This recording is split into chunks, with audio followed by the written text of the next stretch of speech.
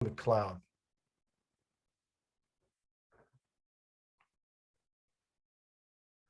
Yeah, the more I looked over Robert's material and listened to some, watched some YouTube videos and so forth, it became very clear to me that his project is very close to my own heart and very dear to the heart of Incite seminars generally. So I want to say something about that. Maybe I'll frame all this in a certain way, and then I'll get out of the way and I'll shut up and we'll turn it over to Robert. But I do want to say this. He scrutinizes knowledge, he scrutinizes discourse with an eye to these discourses and to their purported universality. That's a major interest of mine as well, and to Incite seminars in general. So thinking goes like, so surely the humanistic disciplines, psychology, philosophy, anthropology, sociology, and all the rest of it are for the people. They're for humanity, right? That seems obvious. Psychology studies the person. The psyche, is universal. It's not particularized, supposedly. Same with philosophy. It's wisdom about human existence, no matter where you're born or what your subjectivity is, supposedly. Same with discourses that interest me very much, anarchism and Buddhism. There are formations for living as a human being, period, universally. There's no claim to there being particularized discourses. But obviously that's not true. It's easy to see who's left out of these discourses. So even I saw in one interview, heard in one interview, Robert said that his book on critical psychology should be called, critical Western psychology. And this is what we notice, that these discourses always leave people out. I'm very involved in anarchist work or work in Buddhist circles. And if you really start examining the discourses, we see that, what counts as anarchism is very much a Western, male, in some bizarre way, even kind of bourgeois discourse. So there's something going on here that we need to do something about. And I think this notion of decolonization helps to kind of encapsulate what it is we need to do with these things. I feel fortunate to be living at a time when this notion of decolonization, or this practice that is also being practiced in decolonization of disciplines, is afoot. So what is it? So it involves a radical reordering, arresting from an obscured status quo, a rewriting, or like a redrawing of the map, which of necessity requires the destruction of boundaries, the destruction of artificial borders that are obscured. So what such a critical practice results in, what it ultimately produces, is not really yet clear. We're in the midst of it. So I asked this question, like, are disciplines like psychology and philosophy and Buddhism and anarchism, are they encoded with DNA that kind of condemns them to a narrow parochialism that is disguised as universalism?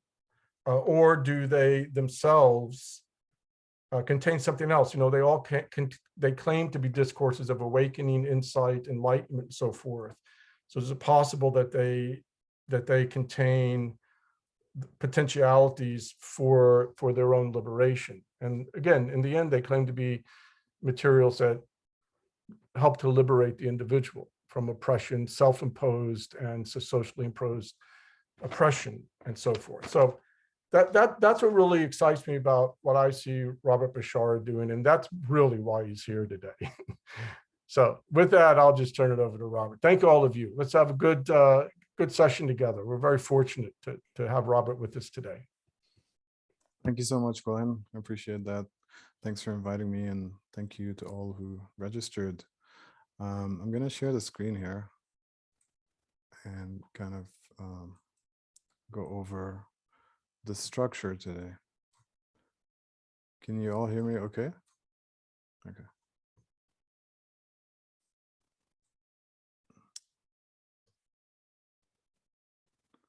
Okay, so I start with this picture from 2011. This was me acting in a short film when I was in film school. In the film, I say these quotes in French, and it's kind of done in the style of like French New Wave cinema. So we're in the class, we're watching the film, the room is dark, and then someone in the classroom says, "Wow, you look like a terrorist," just out of the blue, and they thought it was funny. There's nothing about the story, the content of the film that's related to terrorism whatsoever. But to this person, somehow, just seeing me in sunglasses, knowing that I'm from Egypt, possibly having a beard, possibly having a name like Robert Bashara, make them create this association. So this is a moment similar to a moment that Frantz Fanon had in Black Skin, White Mask on the train, where a kid looked at him and basically pointed at him, looked at his mother and said, "Look, mommy," and then they said the N-word, right? So basically, we can think of terrorism, I guess, as a T word, right? And so, you know, I never thought really that I would ever end up writing about Islamophobia or terrorism if it were not for experiences like this that happened to me and to people I know, that made me just kind of think deeply about it and trying to understand, well, why is this happening, and how do we theorize the relationship between terrorism and Islamophobia? And that's kind of the question really that drove my project. So in a way, this is the seed that started it all, in a way, unconsciously. It took many years later. So the book Decolonial Psychoanalysis, I think, came out in 2018. And so you can see the span of time. So this is kind of also a way of saying, I think what got me really interested as someone, you know, I was born and grew up in Egypt till my almost mid-20s, and then I immigrated to the United States, right? So I grew up in a Muslim majority country, even though I'm not a Muslim myself. So that, I think, makes it even more interesting, because a lot of people assume that if you're writing about Islamophobia, that you have to be Muslim. Obviously, you don't have to be. And not only Muslims experience Islamophobia, and that's kind of the interesting finding. So I had to kind of think about, how is this theoretically possible? How is it theoretically possible that people who are not Muslim experience Islamophobia? So I had to kind of think about that too. So that gives you a sense of the context. So basically, where this is coming from, it's coming from a place of solidarity. I see myself as a comrade. You know, growing up in a Muslim majority country, most of your friends are Muslims, right?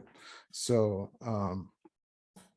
so I just wanted to give you that context. These are the main chapters, the chapters of the book. The first chapter is called Theorizing and Researching Islamophobia, Islamophilia in the Age of Trump. The context of me doing this research and writing, which took years, was the Trump presidency with the Muslim ban and all of that, right? So that was the context in which I was doing all of this. During this context, as I was doing this research, a lot of interesting things happened to me. I would tell people about my work. I would get a kind of perplexed reactions. Why are you doing this? It's a red flag, right? Also, the state apparatus kind of spying on me because of this research. So having weird dealings in that sense. So that's kind of a way of, I'm not going to talk about this chapter today because I had to kind of focus on something, but that gives you a sense of the introduction. I introduce, you know, what is decolonial psychoanalysis, Lacanian discourse analysis, some of the methodology, what I'm trying to do. And I'll give you kind of an overview of the book. So, but I'm really going to focus on chapters 2 and 3 today. And the structure basically is I'll present chapter 2, the master's discourse on an archaeology of counterterrorism and a genealogy of the conceptual Muslim. And then we'll have Q&A. We'll have a short break after that, and then I'll present chapter 3 and then Q&A. Does that sound good, like a structure? Okay. I'm not covering 4, 5, and 6. Basically, you can think of 2 and 3 as kind of the literature review section, kind of doing a broad literature review, whereas 4 and 5, the more qualitative chapters of the book. And so this study really mixes theory, drawing on psychoanalysis, decoloniality, etc., thinking about Islamophobia and terrorism from a critical psychological perspective. And then there's also a qualitative dimension in addition to this theoretical overview, which has to do with interviewing 19 US Muslims about their experiences with Islamophobia, their accounts, as well as how they resist it.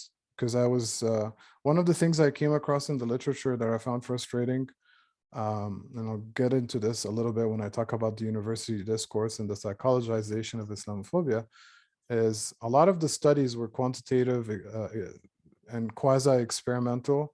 The participants tended to be white participants. A lot of the logic of it was, we're gonna administer a survey or a questionnaire to these white people and see how Islamophobic they are, right? So basically, research on Islamophobia that doesn't include Muslim voices, right?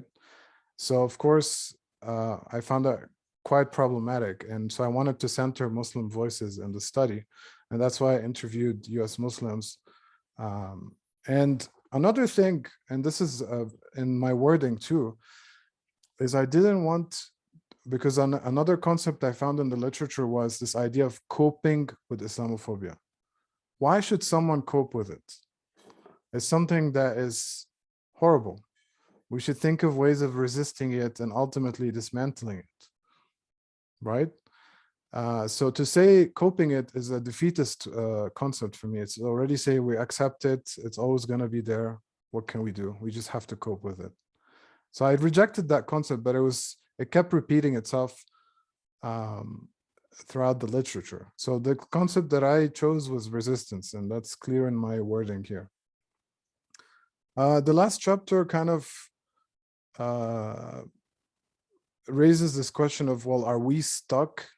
Can we imagine a world beyond this, where we are theoretically, politically, etc., in terms of terrorism and Islamophobia? So I try to kind of imagine that world, open up that possibility of thinking about it and thinking about the limits. And that kind of paves the way for my second book, which is a sequel to this one. Freud and Said, in a way, builds on this, because kind of picks up this question of liberation praxis further, because I end with that, but I don't fully explore it.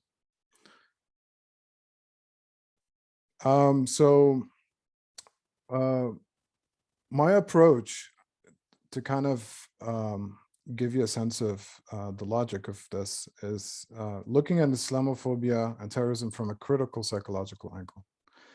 So what is critical psychology? I think we have to kind of stop and ask, what is that? So critical psychology for me is a critical attitude in relation to mainstream psychology. That's one way of thinking about it. So there are different theoretical resources within critical psychology in order to do this kind of work of critique. So another way of thinking about critical psychology, and this is a kind of a second definition I like to think about. So if you look at the word psychology itself, obviously it has Greek roots. It's made up of two parts. There's the psyche part and there's the logia part. And the logia can be translated as study of, but it can also be translated as discourse of. I do like the second translation better because I'm a discourse analyst. So basically it kind of emphasizes this idea of discourse. So one way of actually defining psychology is to say the discourse of psyche. That's one definition. That's the definition I like. Most mainstream psychologists will say psychology is the study of the mind and behavior. That's how they'll define it. Now the second question becomes, well, what is psyche, right? And so this question, obviously, for the mainstream psychologists, means psyche is behavior or mind or brain. That's typically how psychologists think about it. And that's, there's a historical reason for why they did that. They wanted to kind of, one, separate from philosophy, but also from theology. So they didn't want to associate psyche with soul, spirit, etc. But the original meaning, going back to the ancient Greeks, was an inclusive one that included soul, spirit, breath of life. So it had a broader meaning. The one that I use for me is subjectivity, and that comes from kind of the psychoanalytic tradition. And so I use psychoanalysis as a way of critiquing psychology. So that's the critical psychological approach. It's a theoretical and methodological tool for me to think critically about subjectivity, to think about complex subjectivity that basically takes into account the unconscious, right? But at the same time, one of the concerns I had while writing this is, what if psychoanalysis becomes this kind of colonial discourse throughout my work that becomes so dominant in what I'm doing and that I don't see a way out, right? And I see it only in a certain way. So, and this is something that Glenn referred to, that basically, I think any discourse by default is going to be exclusive. There will never be any discourse whatsoever that can include everyone or everything. It's impossible, right? And so that is to say, I love psychoanalysis, and my critique of it happens imminently from within psychoanalysis itself. So when I think about the limits of psychoanalysis, is to kind of think of a wider version of psychoanalysis that particularly applies to people who were not thought of or theorized when psychoanalysis was invented, mainly non-European peoples, right? So in order to do that move, I have to kind of step back from psychoanalysis and think about it from a decolonial perspective. So in a way, you can see 3 steps here. I'm looking at psychology, using psychoanalysis, but then using decoloniality to look at psychoanalysis. Now, you might ask yourself, well, is there something looking at decoloniality? And I think that's a good question. It's a logical question.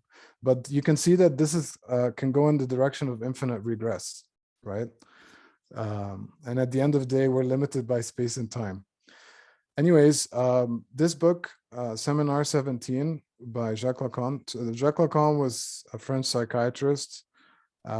He's famous for his return to Freud, interpreting Freud using mainly structural linguistics and anthropology, set theory, drawing on different things, even surrealism in the beginning, to kind of reinvigorate psychoanalysis, for the later half of the 20th century. And obviously now there's a lot of literature out there that's Lacanian, right? So he was known to be a terrible writer, and he knew this himself. He called his writings publication, meaning basically trashings, something like that. So kind of mixing 2 words together, publication and poubelle. Poubelle in French is trash. So his writings, his famous collection of writings is called Écrits, writings. And if you read it, it's painful, I'm not gonna lie. Because, the problem is, if you're someone like Lacan, who's really smart and, read a lot of stuff and interested in a lot of things, he's gonna keep editing himself to the extent that it's like, annoying. But the seminars are much more interesting and much better to read. So the seminars, he gave them on a yearly basis, all the way till his death. Not all of them have been published in French, and not all of them have been translated into English. Okay, they're still coming out.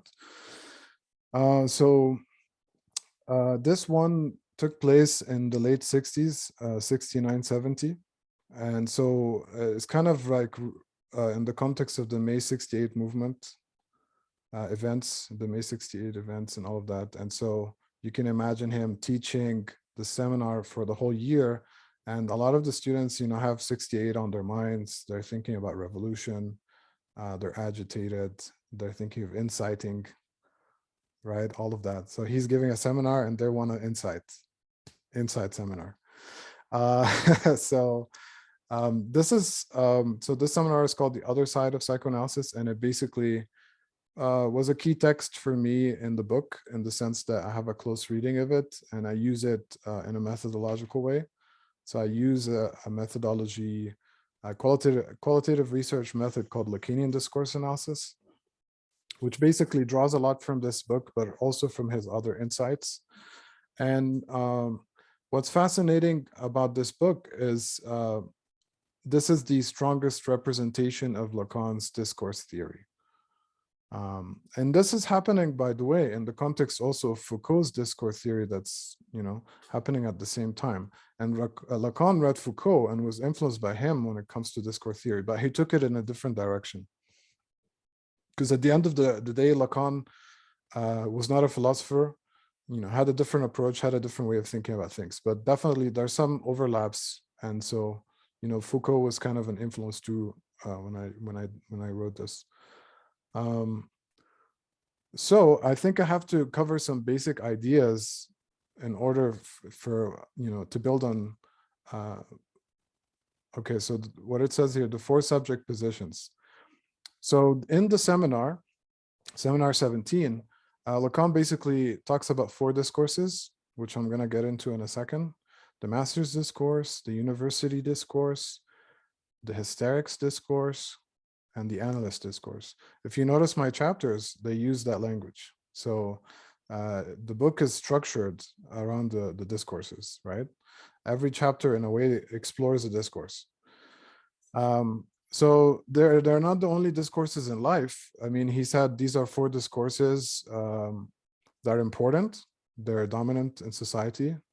There are other ones, and later on, he wrote about the capitalist discourse. So that's actually my first chapter. I begin with that one. But the point of the discourse, or of discourses, is that each discourse positions us in a certain way. That's the key idea, is that once there's a discourse, you kind of, as a subject, you're going to be located somewhere in that discourse, right? There is kind of no neutral position. You're going to be interpolated, if you will, right, to use Althusser, into a certain subject position. So you'll see that when we look at the 4 discourses, that there are these positions, and these positions are kind of apply in all cases. So at the bottom left, you're always going to have the truth of the discourse. At the top left, you're always going to have the agent of the discourse. So the agent is the one speaking the discourse, and they're speaking, and that speaking is being informed by a certain truth, right? They're speaking to an other.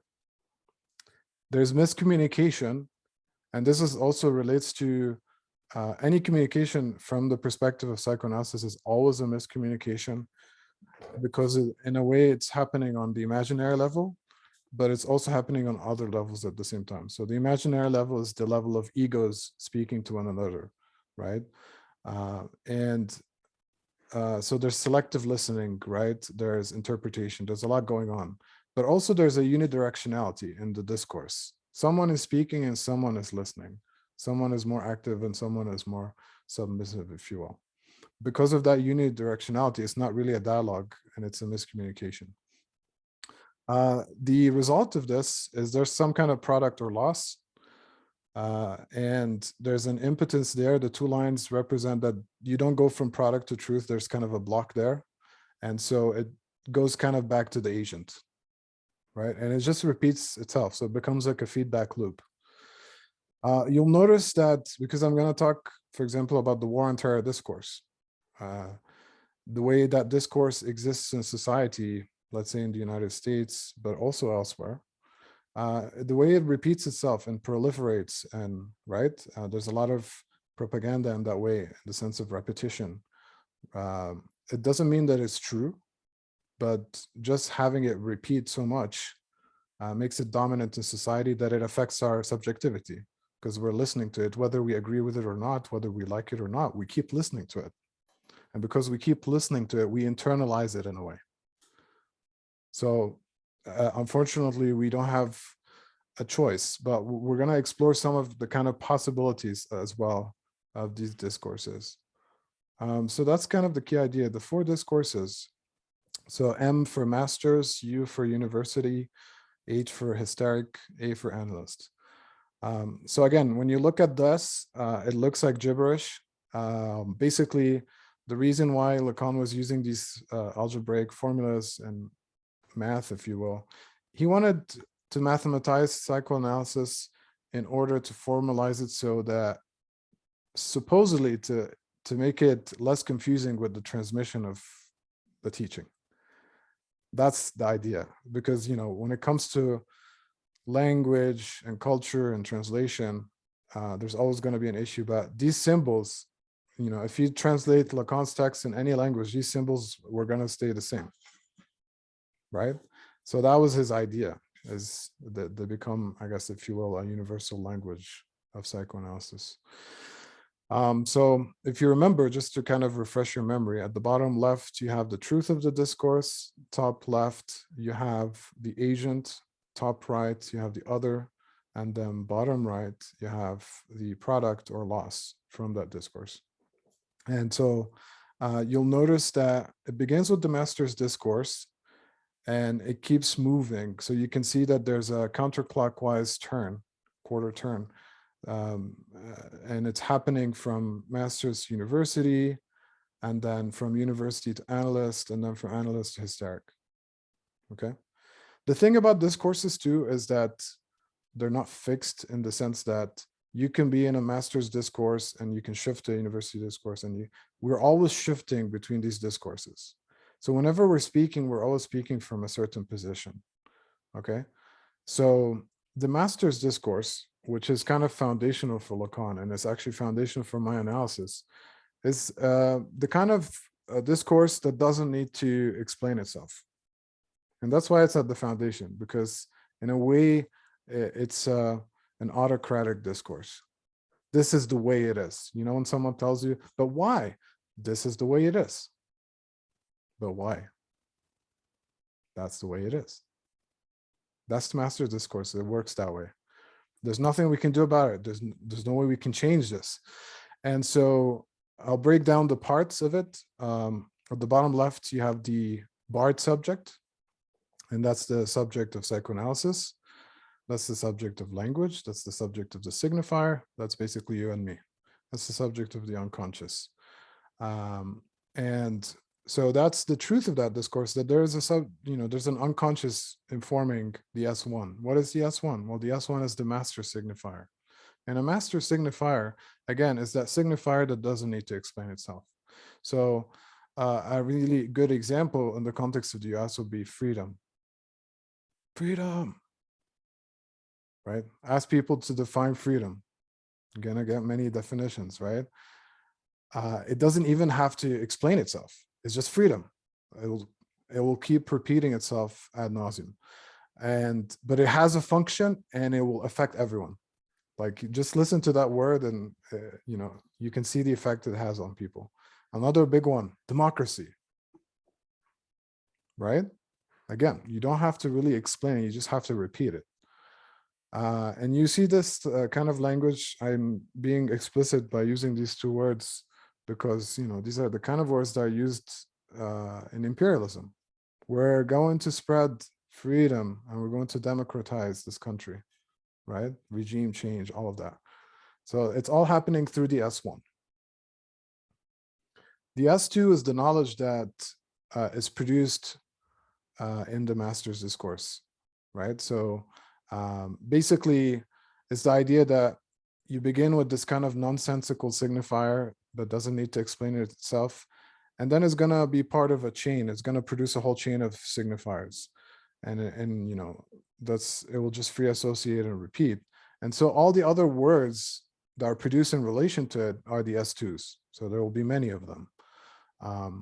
So a good example is to think of war and terror. War and terror.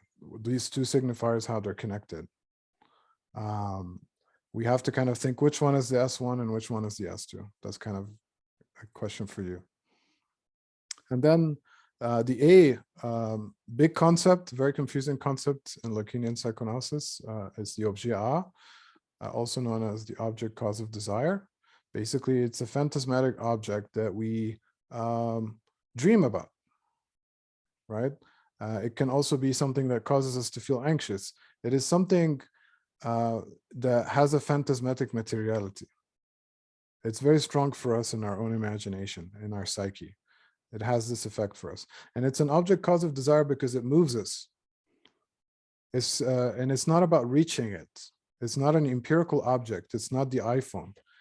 The iPhone only works as an objet until you buy it and you have it in your hands. Up to that moment, it's an objet. You're thinking about it, you're dreaming about it, you want it. Once you have it, it's no longer an objet. It's the objet moves to something else, right? So that's how the objet works. Because there's the two lines barring the S, the barred subject from the A, that's when fantasy occurs, because there's kind of no direct relationship here.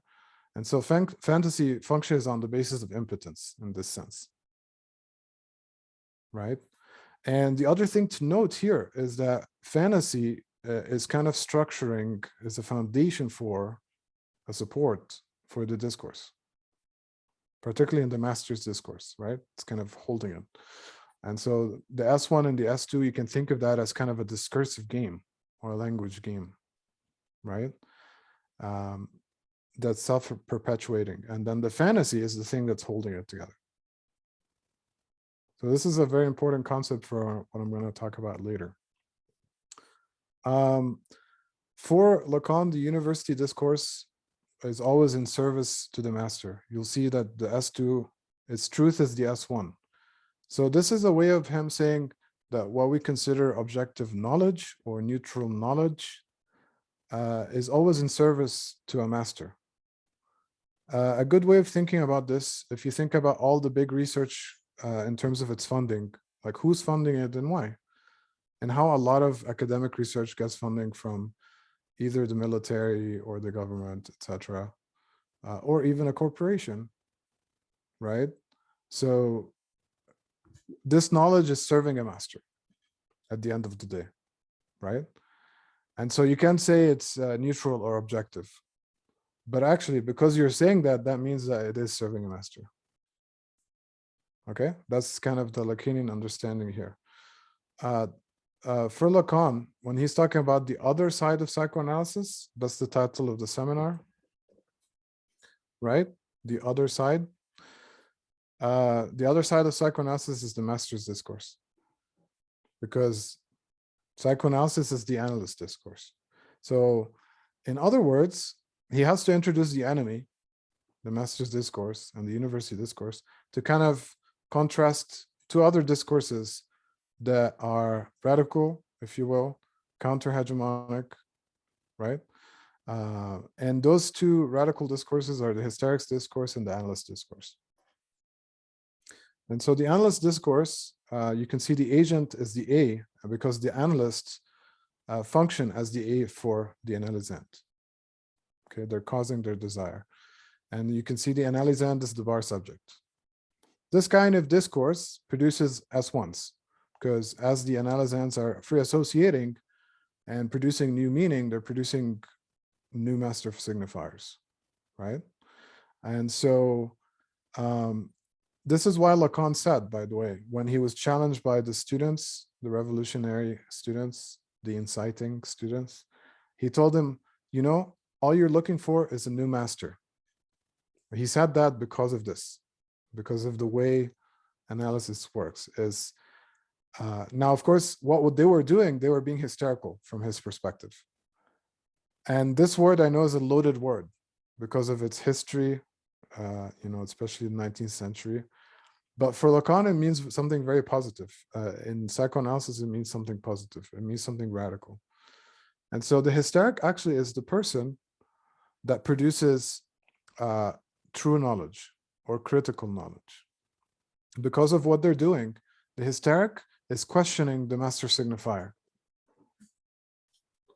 So this idea of critical psychology is a very hysterical idea because it's questioning psychology, because the psychology is functioning as the S1, right? So whenever you're doing something critical, you're always hystericizing. You're always saying, but why? You know, why? Right? And so it ends up being annoying, obviously, but at the same time, that's the only way you produce critical knowledge. So the S2 below the S1 in the hysterics discourse is this critical knowledge that's different from what the university discourse produces, which actually doesn't produce knowledge. It's legitimated by the master. What it ends up producing actually is the barred subject, as you can see. The analyst discourse, that's the other side of mastery. So the analyst is not a master, right? That's not where they're coming from. This is not where they're positioned. What they do is they cause the desire for the subject, and ultimately so they can produce new master signifiers, which is a way of saying, you know, you're suffering, you go to the clinic and you have certain symptoms and you're free associating, and there are certain words that you repeat over sessions, right? These words, these central concepts are functioning as S1s in your subjectivity, right? They are holding a lot of things together. For another person listening to you, they might not have any meaning. They're very meaningful to you because of something you went through, things you experienced, etc. And so the analyst is basically, the analysand is the one that does most of the work, as you know, because they're the ones who are free associating and making connections. And the analyst is just facilitating this process. And so a lot of the times people are suffering because the S1s are not working for them. And so they need new S1s. But as you know, I think this is kind of the problem and limit here, is any S1 is always going to be limited, and any S1 is going to have its problems. And that's how the discourse kind of recycle. So it's kind of like you try a new experiment, and over time, this new experiment can become a dominant system, right? It was fresh at some point, but over time, it becomes bureaucratic, it becomes rigid. So these are the kind of political problems I think that we face, in my opinion. And so in the last chapter, I kind of try to think, what is the way out of this? Well, we can imagine a new S1, but it's still going to lead us back to mastery, right? Because we want the new S1 to be in a position of mastery, right? Ultimately, when you think about what a revolution does, the revolutionaries want to replace the oppressors, right? It's exciting in the beginning, but then the revolutionaries end up becoming new oppressors. Isn't that kind of what we see repeating over history? So what is the way out of this? That's the question. Robert, before we go with that question, can we see if there are any points of clarification? I know Kate had a question. Yeah. Fascinating. I'm not reading the chat, so yeah, thanks for interrupting me. Okay. So let me know if you have. You want to jump in, Kate? Yeah. I always get lost with Lacan, but it's really fascinating too. So I'm trying to keep up. So looking at the analyst discourse, as you were talking about that, the object A is the analyst. Correct. Okay. The subject looks at the analyst as the big other that knows everything. They assume this, but the analyst's function is not to be the big other. Right. So eventually that fantasy is, this doesn't cycle back up to, or does it just keep cycling back up with the signifier because it's barred? Yeah, so it can always keep cycling. And the idea is hopefully you make progress by noticing, you're repeating yourself and you're no longer actually listening to yourself. And the idea is to actually listen to yourself in a different way so that you can speak in a different way. Okay. And think in a different way and be in a different way.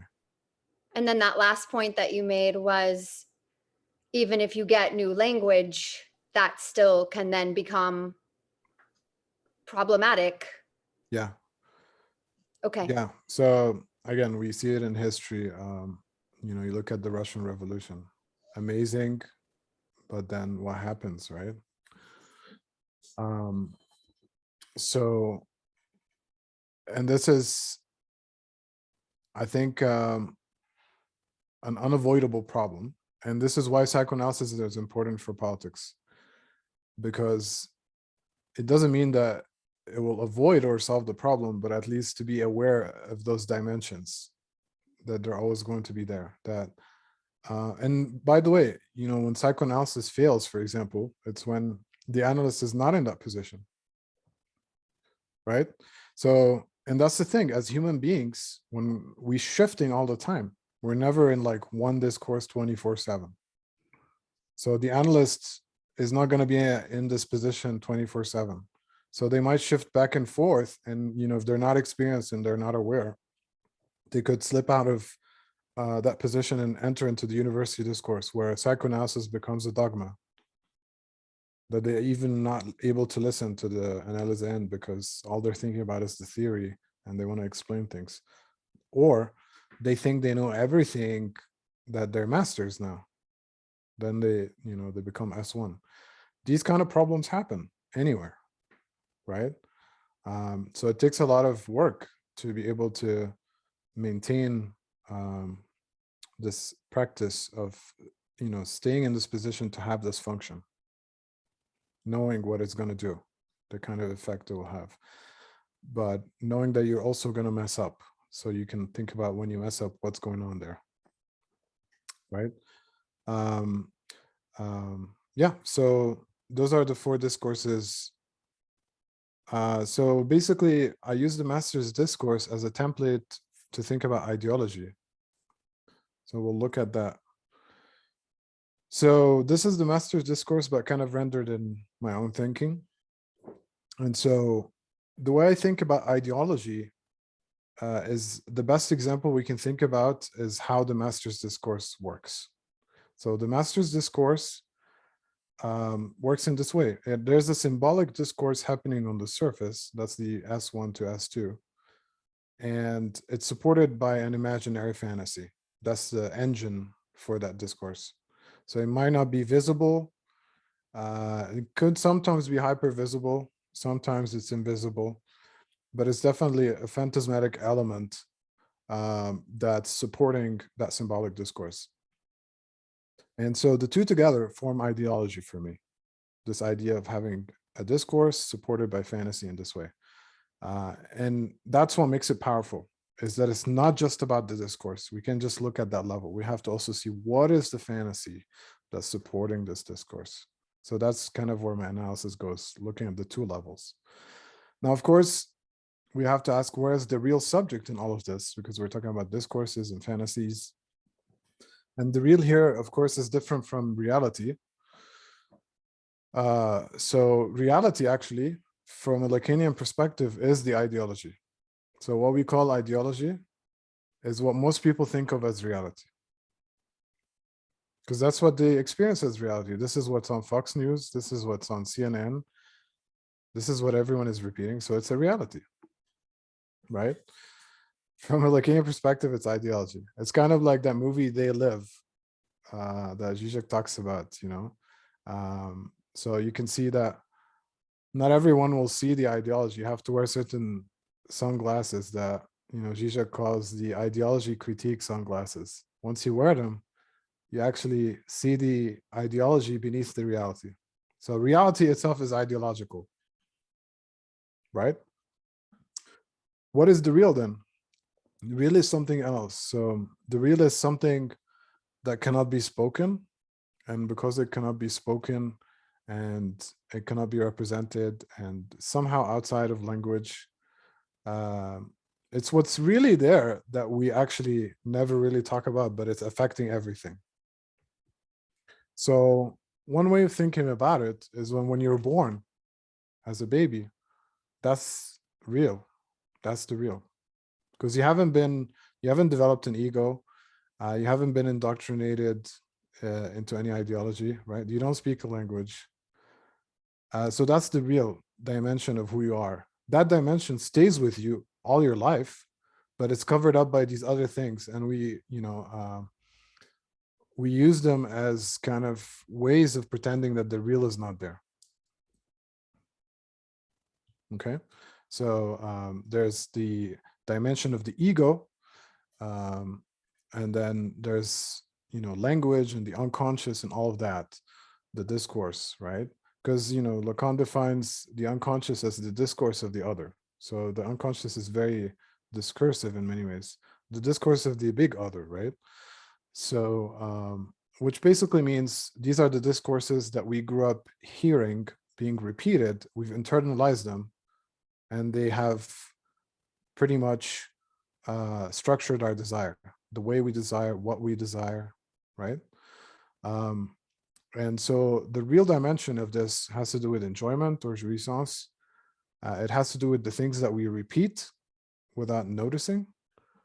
It has to do, obviously, we're, you know, bodies as well.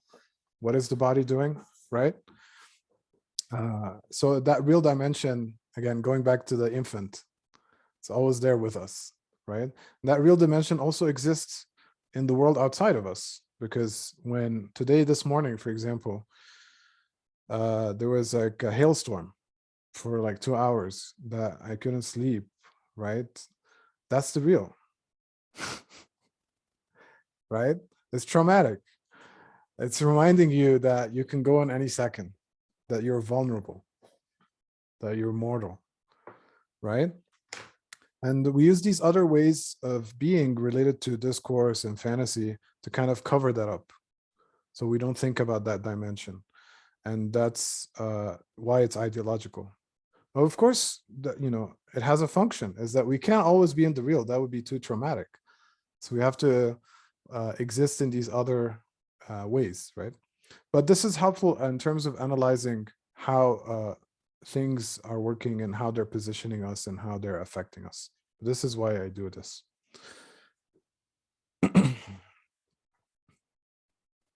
So let's Robert, sorry, Razan go here. ahead. If it's possible, can you just explain how you tied in metonymy to because I know it usually is being linked to desire, but I think I'm interested in why you kind of had it right across from ideology in this way. Yeah, so it is related to desire in the sense of this movement. I guess it's because there are no errors why it's confused. So ideology is the symbolic discourse and the imaginary fantasy together. And the ideology, you know, it uses metaphor metonymy. And so the metonymic dimension is how we go from the S2 to the A. That move, which is a metonymic move. So it's that movement from knowledge to the object of desire, is basically informs the fantasy, right? Thank you. The metaphorical dimension is more at the level of discourse. That's why it's at the top part. So it's how language uses figures of speech and the effect of that on our psyche. You know, language is full of figures of speech that does a lot of, you know, legwork, and that's a figure of speech. So the master's discourse, an archaeology of counterterrorism, and a genealogy of the conceptual Muslim. Summary of what happens in this chapter. So first, I come up with this concept of the ideology of counterterrorism, Islamophobia, Islamophilia. Sounds really big. Unfortunately, I don't have another way of putting it except that way, because the counterterrorism part is the discourse. And the reason why counter is in parentheses here is because I'm questioning if it's really that different from terrorism. Okay, so that's the question mark and why counter is in parentheses. The Islamophobia, Islamophilia is the fantasy that's structuring that discourse. And it has two parts. It has the Islamophobia, which, you know, you can think literally fear, but it really more hate than fear. And the Islamophilia part is kind of the other side of that hate, is the kind of love that's in many ways not sincere. Okay, and I'll go into examples of that. But the ideology of counterterrorism, Islamophilia as a function of the master's discourse. Now, the reason why I conceptualize it this way is because a lot of the literature up to this point, we're talking, scholars were talking about that terrorism and Islamophobia are somehow related, but no one really theorized how they're related. This is what I was interested in. I want to understand how they're related.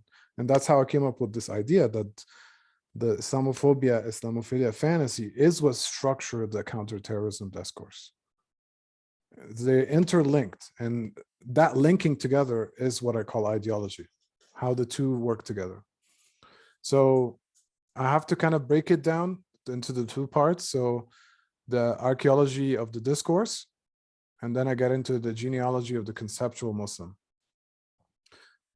Which came first, the chicken, terrorism, or the egg, counterterrorism? What do you think? We can do a poll. That'll be interesting. But that's kind of a thought-provoking question, right? I have an answer, but I'd like you to think about it at least. I'd say one thing real quickly. If you know anything about the history of anarchism, it's the counterterrorism that anarchism resulted that produced the anarchist as a terrorist, not only in the imagination, but also in actual practice. Like it was usually in response to police violence and so forth. So yeah, it's very propaganda of the deed. And anarchism actually is seen for a lot of terrorism studies scholars as the first kind of terrorism. They locate it as the first modern terrorism. So I'll actually talk about that. So counterterrorism, and this is my answer, a modern form of violence came before terrorism, its postmodern version. It sounds weird, but the counter and counterterrorism is a tricky device, basically, right? Islamophobia is a modern form of oppression, while Islamophilia is its postmodern version. And again, I use the parentheses to capture overlaps. This is a good example of Islamophilia. This is something that Bill Clinton said in 2016. If you're a Muslim and you love America and freedom and you hate terror, stay here and help us win and make a future together. We want you. Okay, unpack that for me. Sounds nice because he doesn't say, F all Muslims, you should go back to your country. But at the same time, it's very conditional kind of relationship, right? And it's associated with terror. What is the context of the relationship? We will only like you if you do this. What kind of relationship is this, right? That's Islamophilia. That's the other side of Islamophobia. We can think of it as the liberal side of Islamophobia. Islamophobia tend to exist more on the conservative side of things, and liberals will feel that they're not Islamophobic, but then they'll say something like this, which is, for me, equally bad, right? And so the two together are problematic, and the two together are coming from this place of fantasy about Muslims. Right? So clearly this person, he's talking to an imaginary Muslim audience. He's not talking to a concrete Muslim audience, because if he did, he wouldn't say this. Right? So we'll get into the archaeology of counterterrorism. This is kind of I go into this in detail in the book, so I'm just gonna go over this very briefly. But in many ways, we can think of 1492 as the beginning of colonial terrorism. And 1492 is a very significant date for many reasons, right? It's the date of the colonization of the so-called New World. But it's also, for some decolonial scholars, the beginning of modernity. And this is kind of a big debate about when modernity begins, but from the decolonial school of thought, at least, this is the beginning of the modern world system. That if it weren't for, the colonization of the Americas, we wouldn't have the kind of world that exists today with all of its problems. So colonial terrorism, 1793, the French Revolution, and then there's this concept of the terror with a capital T, the reign of terror. This is kind of the beginning of the concept in language. But the practice, I would say, predates. That's why I go to 1492. But the concept of terrorism actually had a positive beginning. So for the French revolutionaries, the terror is something that people collectively do, using violence to overcome oppression. So it was seen as a positive thing. It's the use of violence to bring about something new that's revolutionary, that's more just, etc. And it had this kind of group orientation. And so you'll see a lot of Marxist thinkers today that justify it as different from terrorism, because terrorism tends to be, they'll say, individualistic, right? Then you have the 1880s. That's, in terrorism studies is considered the beginning of the anarchist wave of rebel terrorism. So, so this is kind of the beginning of the study of terrorism, if you will. It's kind of creating categories for when did terrorism begin. So for the field of terrorism study, terrorism begins then, 1880. They'll make a hint to the French Revolution, but it's not an important event for them. The anarchist wave is the beginning. And there was a lot of assassinations, that took place and things like that. The 1920s, we have the anti-colonialist wave. So again, it's anti-colonialist, but it's still considered terrorism because it's seen from the perspective of the state. And that's the thing about terrorism studies as a field, is always from the perspective of the state, right? That's this kind of wave, the second wave for them, they tolerate it because they can't really criticize it, right? So that's the one, the most tolerated category is the anti-colonialist one. They see justification for the use of violence in that context. So we can think about the context of Frantz Fanon, writing The Damned of the Earth, in the context of the Algerian War of Independence, right, from French colonial rule. So that would be the anti-colonialist wave. You'll notice that in terms of the how they leave like 40 years for each wave, more or less. The 1960s, the new leftist wave of rebel terrorism. So these were mostly happening in Europe, but also the United States.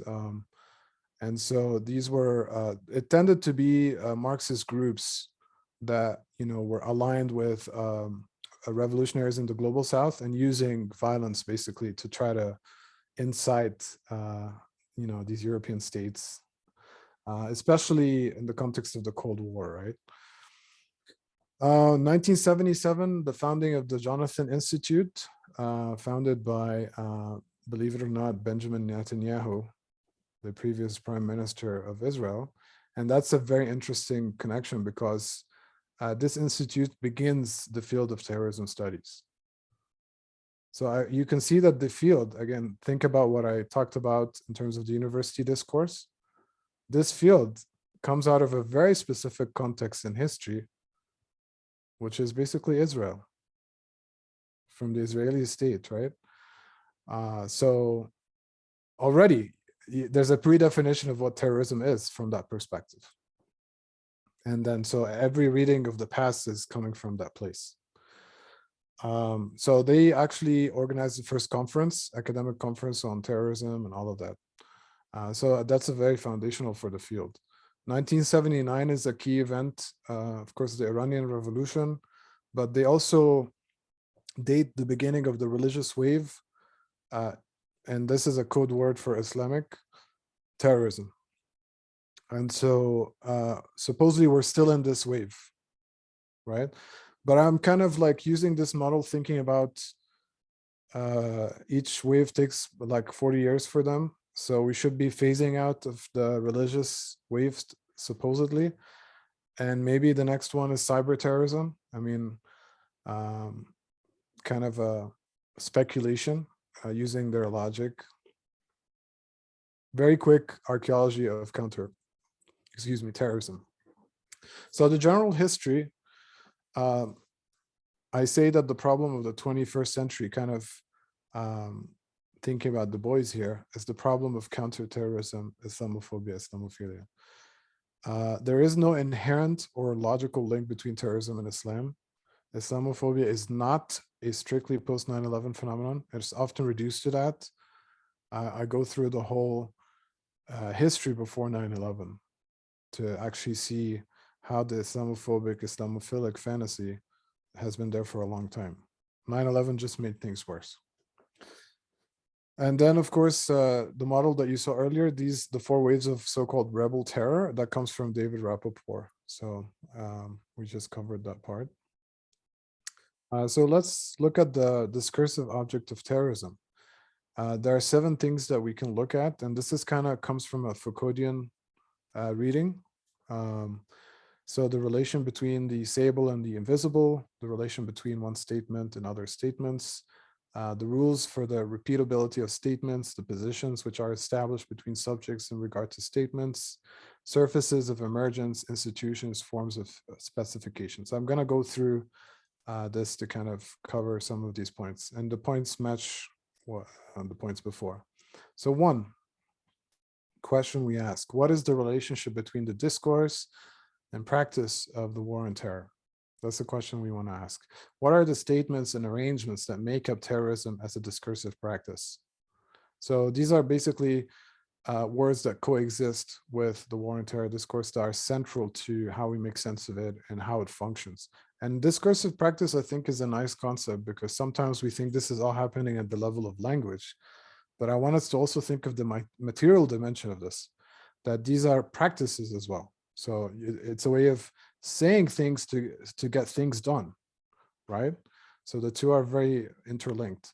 So new imperialism, mass surveillance, enhanced interrogation techniques, aka torture, drone warfare, and Islamophobia. So these are kind of central signifiers in relation to the war on terror discourse. A lot of people think that Bush Jr. is the one that came up with the war on terror discourse because of his famous speech to Congress. But he actually was indexing Reagan. So when I was trying to see where this comes from, the latter, Reagan invented the discourse, but the former popularized it. Both presidents were ultimately indexing a larger archive that dates back to the 1970s, which is terrorism studies, Jonathan Institute, right? Number 3, Netanyahu founded the Jonathan Institute in 1977, which organized possibly the first conference on international terrorism in 1979. Okay, so already and this is important because how we understand terrorism obviously is going to inform who is the terrorist, how we're going to deal with them, right? Because we're not just studying terrorism. Ultimately, it's studying terrorism to help the state define the terrorists, defeat the terror, but it's like a specific, right, understanding.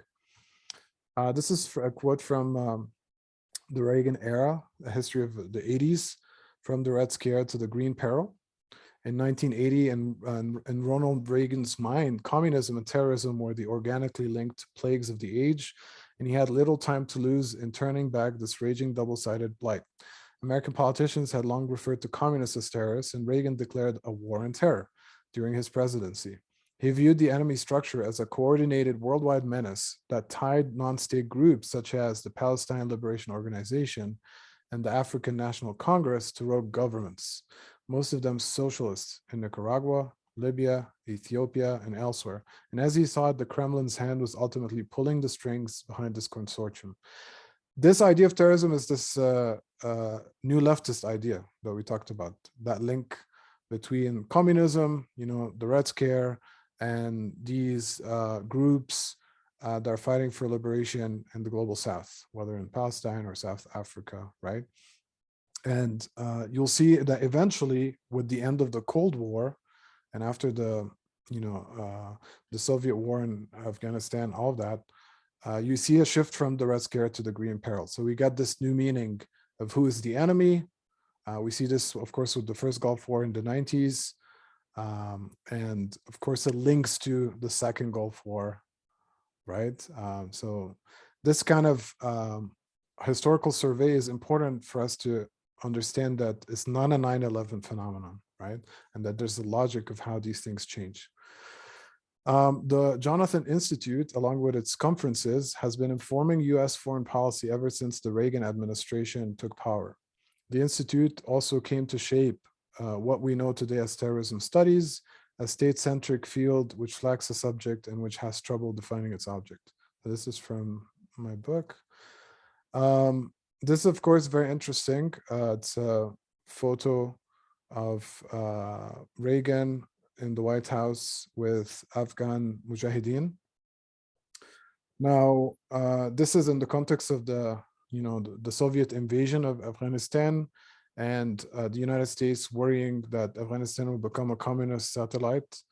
So basically, they support jihadists in order to defeat communists. So that's the side that the US takes. Now, of course, if you kind of, again, go back to history and you look at, for example, someone like bin Laden, he was an ally of the US government and funded for a long time. But then what made him turn? Well, when he saw after the collapse of the Soviet Union, the United States started opening military bases in the Arab world, right? And close to the former Soviet Union. He was like, what? So you helped us defeat the Soviets because they were colonizing this region, but now you're opening all these military bases in our part of the world? That doesn't make sense. So the thing that really triggered him was that the US opened a military base in Saudi Arabia after the collapse of the Soviet Union, right? And he saw that as colonialism, basically, from his perspective. So it's interesting, and a lot of people don't think about this history and the shifting positions of the US over time, right? US foreign policy. According to Iqbal Ahmed, Reagan considered the Afghan Mujahideen freedom fighters and compared them to the founding fathers because they were fighting against the Soviet Union. The phrase freedom fighter is certainly a point de capitan in the ideology, for it links the conscious rhetoric of freedom with the unconscious logic of killing, right? Freedom fighter, fighting for freedom. So you can see in the American imaginary, there's a link between freedom and killing and fighting. And so that's how they resonated. It looks weird from today's perspective, but they were actually being genuine. Okay, they saw the Taliban, actually at the time, they saw the Taliban that they're gonna be like the United States when it was fighting, the United Kingdom. So they saw the Taliban as that. Of course, history has a different story, but but do you see how history also builds on kind of these alliances and mistakes and all of that funding? This is very interesting from Rambo 3, 1988. This is in the beginning of the film. Again, this film is dedicated to the brave Mujahideen fighters of Afghanistan. Now, because of course, the way history unfolded, they went back and scrapped this from the from the movie and they changed the message. But there you go. Like, we're erasing history, and because we don't understand what's going on in the present. Right? So it's important that, I focus a lot on language and what's going on in that world, but it's ultimately related to material things, it's related to history, all of that. And all of these things together affect our subjectivity, affect our politics, etc. So the Israel connection, obviously, because of the Jonathan Institute, it's an important thing to talk about. Contributing to Coomer's analysis, Brulin characterizes the Israel connection in terms of the central role played by specific political actors, notably American neoconservatives and right-wing Israeli officials, in framing public discussions around terrorism, and consequently, the extent to which knowledge about terrorism is the product and reflection of historical power imbalances.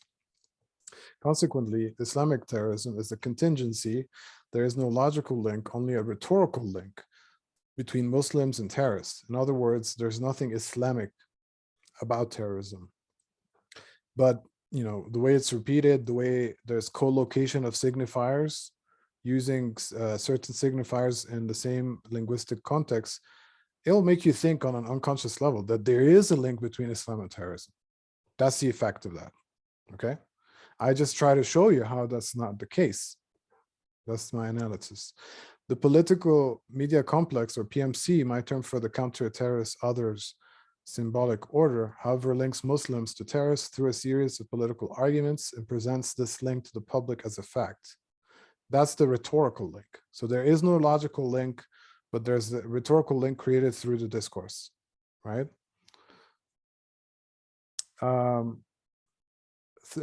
So through its repetition of certain grand narratives, such as the clash of civilizations, its indexing of particular myths, such as American exceptionalism, as a result, a process as simple as co-location becomes, through repetition, a costly association and the post-colonial unconscious. I say costly because the association between terrorists and Muslims costs human lives. The latter kills, as Lacan wrote. Other costs include being the target of hate speech, bullying, employment discrimination, etc. Analyzing the discursive object of terrorism. Number 4, the positions which are established between subjects in regard to statements. The war on terror, similar to Orientalism, operates based on the following binary. Read colonial logic, which is captured succinctly in these unforgettable words from Bush right after the tragic events of 9/11. Either you're with us or you're with the terrorists. However, a quick structural analysis, and this is a key concept here that I'm introducing, using Gray-Mass's semiotic square will reveal that the war on terror discourse affords multiple subject positions. In other words, I argue that the discursive problem of terrorism is premised on a false dilemma which can easily be subverted. In fact, the discourse produces not 2, but 4 subject positions: counter-terrorist, S1, terrorist, S2. So remember, all the knowledge is about the terrorist, and that's why the terrorist is S2. And the agent of that discourse is the counter-terrorist. Not counter-terrorist is the not S1, and the not terrorist is the not S2. And 6 relationships based on the following 3 principles: contrariety, contradiction, and complementarity. This can get too intense, I know. So this comes from the work of Algirdas, Gray-Mass, the semiotic square, which influenced Lacan, by the way, but I actually like it sometimes more than Lacan's work. So I actually went back to Gray-Mass himself and worked a little bit with that. Of course, it can go back all the way to Aristotle and this kind of way of thinking. But the idea behind this is that the discourse presents us with a binary, a false choice. It's either you're with us or you're with the terrorists. So there's no other option, right? I'm saying that there are other options. Even that discourse affords, they're negative options, meaning that they're not bad, meaning that they're not apparent, that they're hidden, that they're invisible, but they're logically there, and we can make them positive. We can talk about them, and that's what I try to do, is to show that there are not 2 options, at least 4 options afforded by that discourse, 4 subject positions. So I'm rejecting that I have to pick between S1 and S2. And I'm suggesting that there are other ways to position ourselves in relation to this discourse, okay? It's a negative form of positioning ourselves, but it has, I think it's very effective politically. Okay, so this is my schematization of what I'm talking about. So you can see the S1 is the counter-terrorist, the S2 is the terrorist, and I'm saying this is the conservative liberal hegemony. They agree on this. So Democrats and Republicans will not really disagree on this idea or this discourse. So there's this mythical violence, there's this oppression, and then you have the not S1, which is produced, the not counter-terrorist, and you have the not terrorist. So I'm saying that there's usually this relationship. If you're, let's say, a not S1, which is to say that you're saying, I get what you're saying, but I'm not identifying with your position. In the mind of the counter-terrorists, they're going to identify with the terrorist position. Or something else, they're confused. And there's this new McCarthyism that comes from that. So they can't even imagine you in that position. There's also that not S2 saying that, well, you might think I'm terrorist because I'm Muslim or whatever, but I'm neither a counter-terrorist nor a terrorist. I'm something else. I'm not a terrorist, right? It's a negative identification, but those tend to be, in many ways, experiencing Islamophobia, Islamophilia. So I'm really interested in the not S1 and the not S2. That's kind of where I see perhaps hope to move beyond this. Or so the idea is to help us, position ourselves in those places. 5 surfaces of emergence. So surface of emergence are places within which objects are designated and acted upon. There are at least 2 domains affected by the war on terror: 1, civil liberties, and 2, human rights. The former domain concerns the national repercussions of the war on terror here in the US, such as Islamophobia, while the latter domain pertains to the international implications of the discourse, such as extra-legal practices. Guantanamo Bay, right? By investigating surfaces of emergence, we can come to grips with how the national security state produces knowledge of terrorism in collaboration with experts. And those experts get invited on TV and on shows to tell us who is a terrorist and what is terrorism. And of course, there's a connection with the power elite. This knowledge, which again, university discourse, lives in places like the mass media and to some extent academia, or what I'm calling the political media complex, right? Institutions acquire authority and provide limits within which discursive objects may act or exist. The state, of course, is the exemplary institution, which tells us what terrorism is and who terrorists are, particularly since the latter are usually non-state actors.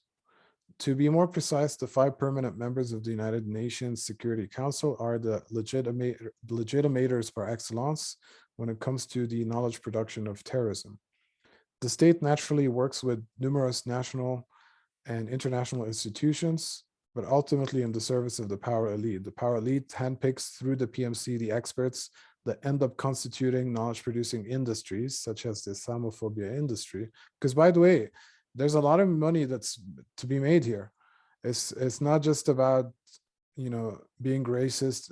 It's actually also about making money. So the Islamophobia industry actually makes money from Islamophobia. And it has been documented in terms of like how much money they make, all these experts, how much money they make, but when they go on the, television, all those things. So that's obviously, there's a capitalist dimension.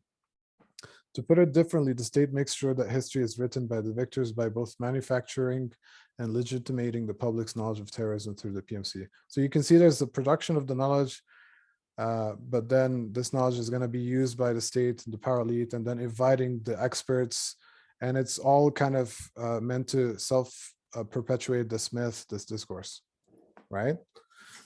So it's almost very stifling because there's no way out of it. You feel stuck, right? And that's how it works. It works like a loop. A form of specification is a system for understanding a particular phenomenon with the aim of relating it to other phenomena. In other words, forms of specification are like ideologies. They provide us with lenses through which we can interpret the world. For example, the field of terrorism studies gives us a vocabulary and a series of concepts that enable us to explain terrorism. However, the field fails to answer the most basic ontological question: who is this terrorist subject? This failure results in what Zuleika and Douglas call absent subjectivity. So the failure of the war on terror, like capitalism, is inherent in its design. Terrorism is a complex problem because, akin to a Mobius strip, counterterrorism is a discursive practice that shapes the materiality of the problem it is attempting to solve. So do you see the logic? How it's like? One of the reasons the war on terror is a failure has to do with the problem-solving approach. Fighting terror with counter-terror. This knee-jerk military solution justifies the expansion of the national security state at home and the empire abroad. So, I actually looked at conservative reports on how to solve the war on terror or how to solve terrorism. And even in the conservative reports, the military approach is like number 3 on the list of solutions. It's not even number 1. So that's interesting. They'll say that, and this is by studying, how supposedly terrorism ends in different countries over a period of time. I think it was a span of 40 years or something. They said that the 2 most successful ways of ending terrorism are politicization, which means that working with terrorist groups to make sure that they translate their grievances into a political program, right? And so a good example of that, whether we like it or not, is Hamas. They used to be, quote unquote, a terrorist group, and then they joined the political process. There were elections, they won, which is very upsetting for the West and, obviously for Israel. And I'm not saying I support them or not, that's not my position, but I'm just saying that they actually did that. They joined the political party process, they formed a party, they're doing things through election democratically, but it's upsetting because it's not the result that the West wants, right? Democracy is not working in their favor there. But that's politicization, this idea of politicization. And the other idea they talk about, and this is the conservative report, the RAND report, policing. So local policing as a way of dealing with terrorism. Military is the third solution, and it's not very successful. Like in terms of percentage, maybe works 5% of the time, something really low. Yet it's presented to us as the number 1 solution, even though obviously it costs a lot of money and it doesn't actually solve the problem. It doesn't work, right? So that's interesting.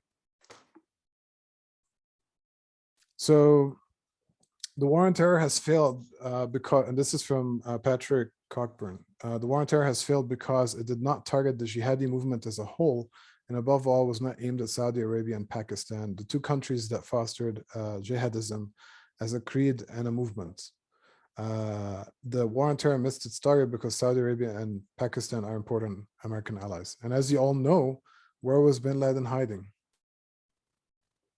Right? And so this is kind of like a difficult conversation because Saudi Arabia and Pakistan are allies of the United States. So they, obviously have certain relationships in terms of like ideology and what groups they support and all of that. But it's okay because it's a beneficial relationship. For example, the US sells a lot of weapons to Saudi Arabia, makes a lot of money from it. So they're able to tolerate, the authoritarianism of that country and whatever quote unquote terrorist groups they support, right? Because a good example to kind of look at this, where it gets really, and by the way, I've taught, terrorism classes, and it's one of the things, I'm interested in. The Syrian civil war is a good example of to look at this because it's a mess, right? It's basically a proxy war that involves at least 5 different parties, and each party has supporters in terms of states, and then each party is divided into subgroups, and it's very complicated for this reason. But basically, they're different countries fighting each other in Syria through these other groups, and that's why it's a proxy war. So it's a civil war, but it's more prominently a proxy war. Saudi Arabia is supporting a side, the US is supporting another side. They're not necessarily on the same side, but on that level, but in other levels, they're allies. So, this is kind of the stage in terms of like foreign policy and geopolitics and all that. This picture is very interesting, and we can talk about it. Not only did the war on terror fail, the 2003 invasion of Iraq is considered one of the main causes for the rise of the so-called Islamic State in Iraq and the Levant, ISIL. The defeat and humiliation of the Iraqi army resulted in a power vacuum, which was exploited by ISIL in 2011 amidst the civil war between the Shias, Sunnis, and Kurds, not to mention an Arab Spring that quickly became an Arab winter, particularly in places like Syria, Libya, and Yemen. So this picture is very interesting for me because I believe the cars were UN envoy cars. This is when ISIL were moving from Iraq to Syria and expanding into Syria. And, you know, there's like a long line of cars. I think they're all Toyotas, by the way, which is very interesting. The kind of technology that exists today with drones and everything and satellites, do you think something like this happens without it being allowed? Right? This was being allowed, basically. And then later, after the fact, it's presented as a problem after it was allowed.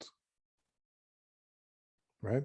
With the kind of power that exists today, you know, in a country like the US, as they were crossing with the cars like this, they could easily send a drone and there would be no ISIL. The whole line would disappear. Right? There's someone taking a picture there. Right? So, but of course, what part of the strategy was Bashar al-Assad is not a friend of the US. So maybe we should let them go there and make it hell for him. And then we'll intervene after the fact. And guess what? He's still in power and things are worse. It wasn't a good strategy.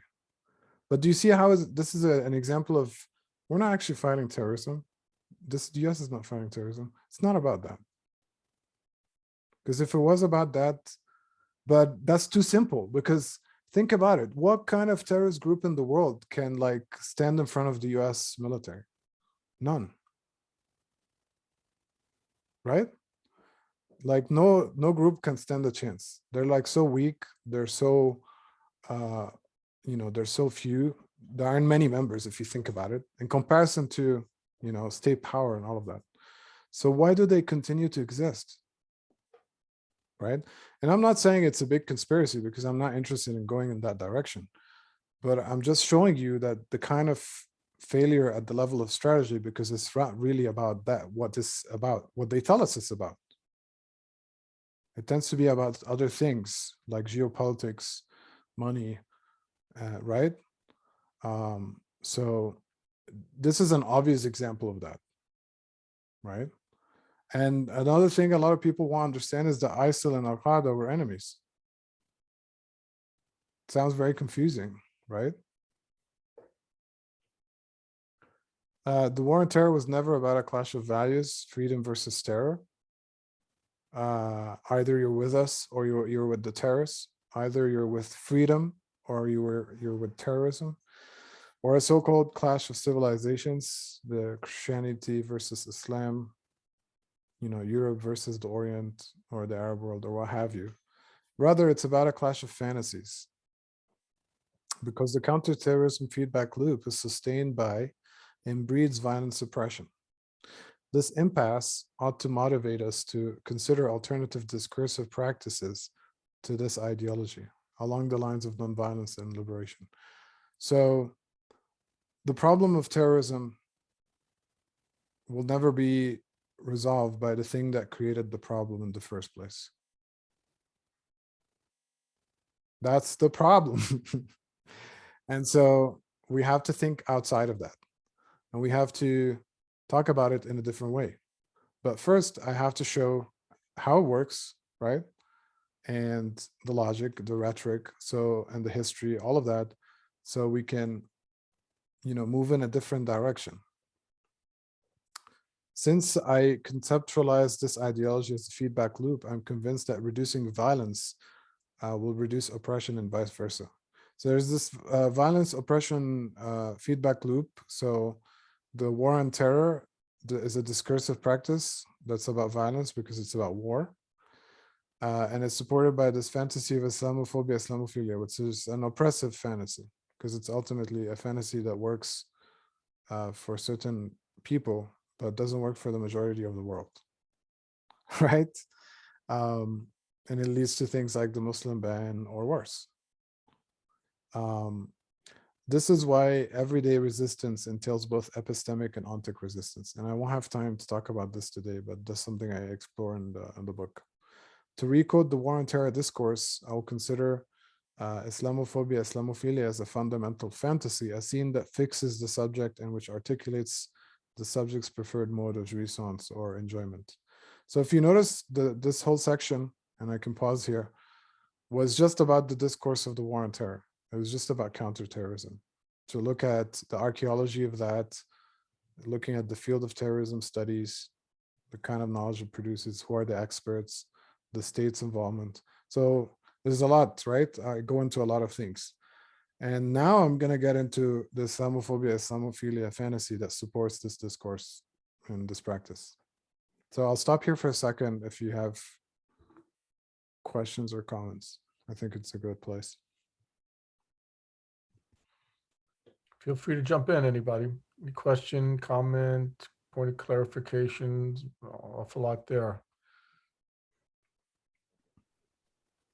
I have a question about the diagram that you put up that was like a pre-Lacanian one, where you had the subject and the like counter-terrorist, terrorist ideology. This one? Yeah.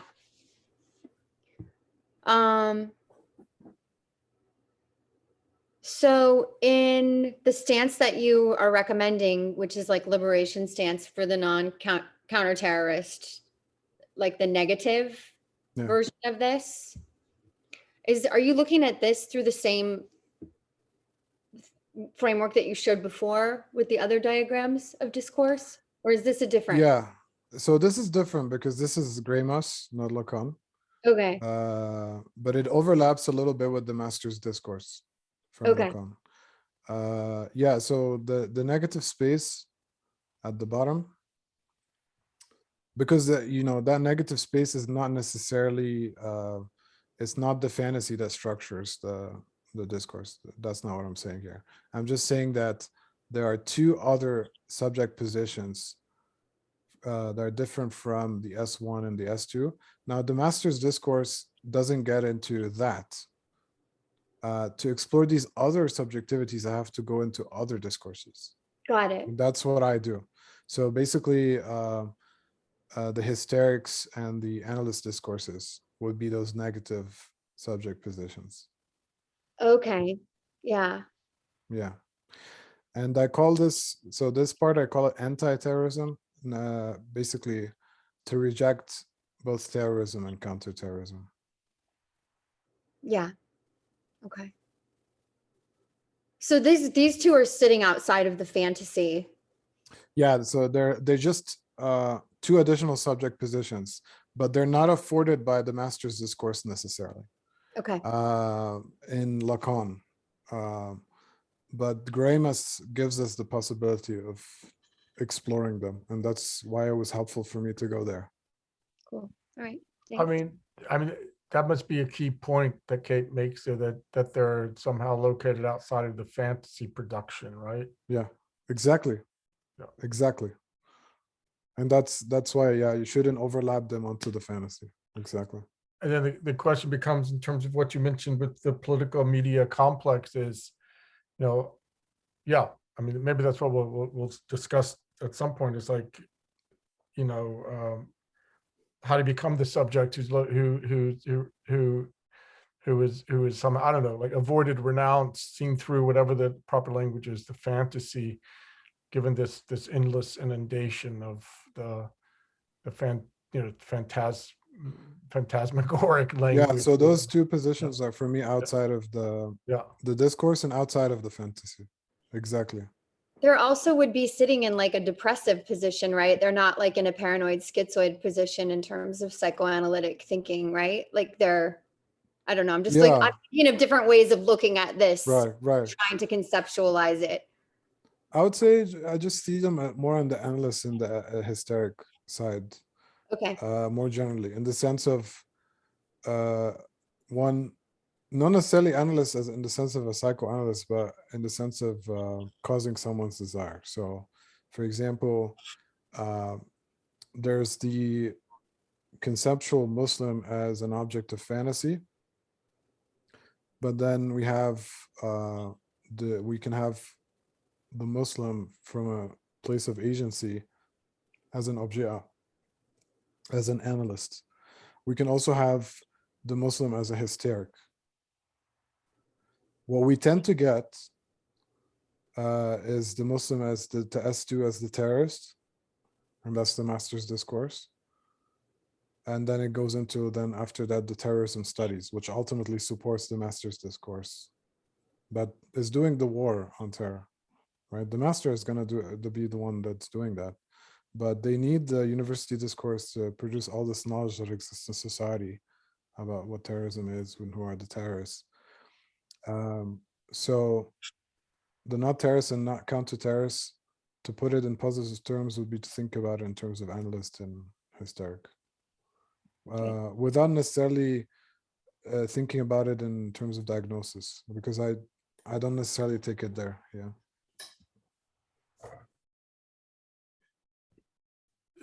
Is John poised to jump in? Yeah, John, do you want to jump in or? Yeah, I think you might get to some of this. It's really interesting. I'm a psychologist, but I do anti-therapy with Incite here, but Lacan's not really my main interest, but I'm interested in well, a lot of what you've shown, and also the return to looking at the social and the individual. I guess my question is,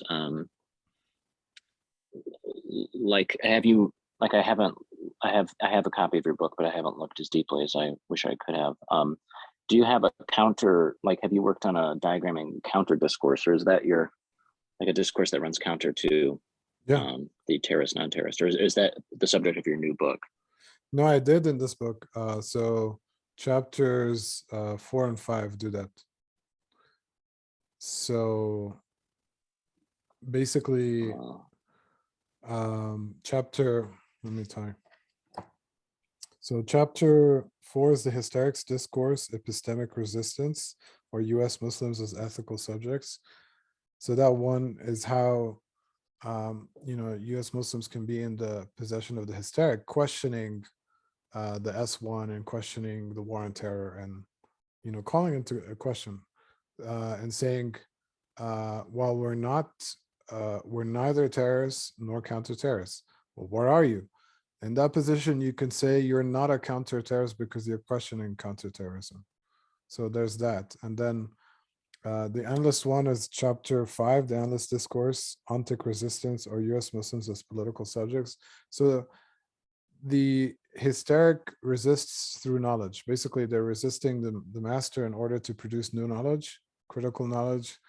And so they're doing this at an epistemic level. They're saying, look, and so basically what I went through is kind of a historical account, because I'm kind of showing you, look, here's counterterrorism, this is the archaeology.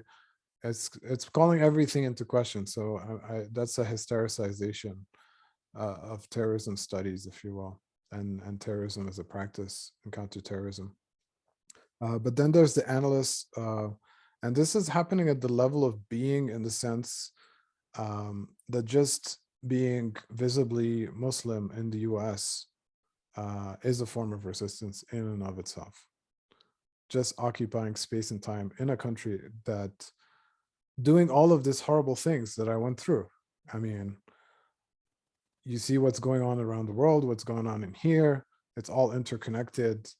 It's just imagine the experience from someone who is the object of Islamophobia, Islamophilia. And so to be in the position of the objet is a very conscious decision of I know how you're seeing me, I know how you're positioning me, I know how you're fantasizing about me, and yet here I am, and also not ashamed of my cultural values, bridging the public and the private through my being, through my fashion, through my accent, through how I look, all of those things. And I'm causing anxiety for you, but that's your problem. That's not my problem. So that's the other kind of, so those are the two counter discourses, one happening at the level of knowledge and the other happening at the level of being. So those are the two that I explore in the book. And this could, these discourses, they could easily, like, I was just thinking, like, not that old, but like even growing up, like prior to 9/11, I remember lots of media that depicting Muslims was very, very different. There was oftentimes an exoticization, but really things were sort of just like, in many cases and historically, like the United States and US culture, where I live, was sort of indifferent or, curious about Muslims. And there was sort of, in some cases, even like a mild praise of them, especially between like Christian anti-Semitism and all of that, as a kind of a third position. All problematic, but very, very different. So I guess just like I wonder how you see this Islamophobia from a Lacanian perspective developing. Like, is it going a different direction?